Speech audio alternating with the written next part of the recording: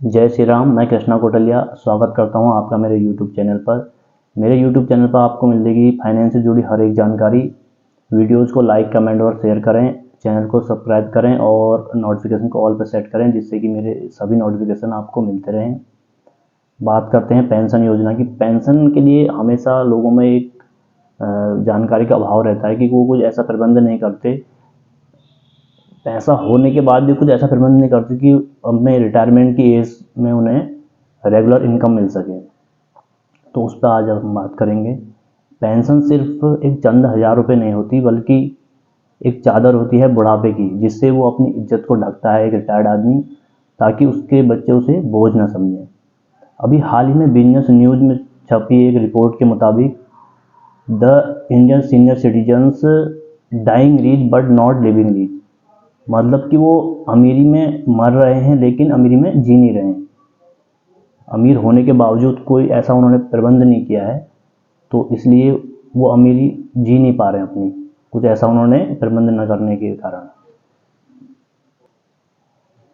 मैं मानता हूं कि जो आपके लव्ड वंस हैं वो आपकी रिटायरमेंट की एज में काफ़ी अच्छी आपकी देखभाल करेंगे, और करें भी क्यों नहीं, क्योंकि वो आपकी गुड पेरेंटिंग में जो रहे हैं। लेकिन इसके बावजूद भी अगर वो नहीं करते हैं तो इसका क्या? तो इसके लिए आपने अपने लिए आज से ही एक ऐसा प्रबंध करना चाहिए कि जो आपकी रिटायरमेंट की एज है उस पर भी आपको एक रेगुलर इनकम मिलती रहे, जिससे आप एक खुशहाल रिटायरमेंट ज़िंदगी जी सकें।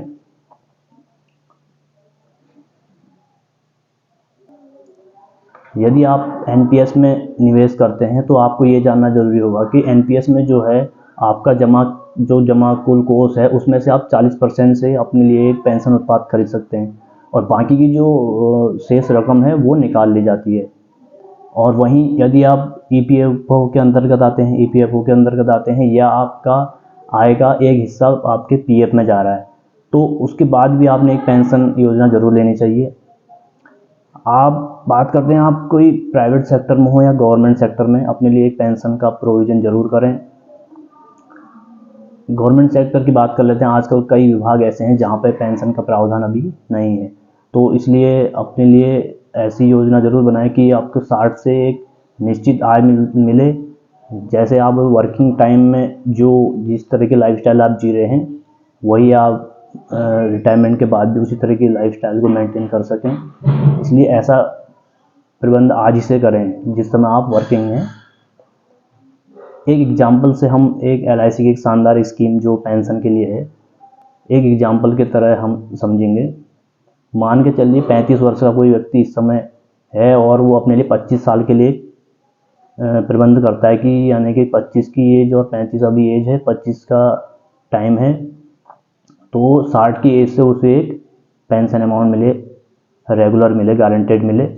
तो उसके लिए उनका जो सालाना इन्वेस्ट रहेगा 28,000 रुपये साल का वो जमा करेंगे 25 वर्षों तक, और 60 की एज से उन्हें 1,63,700 रुपये, जी हाँ 1,63,700 रुपये 60 की एज से 74 की वर्ष तक मिलेगा।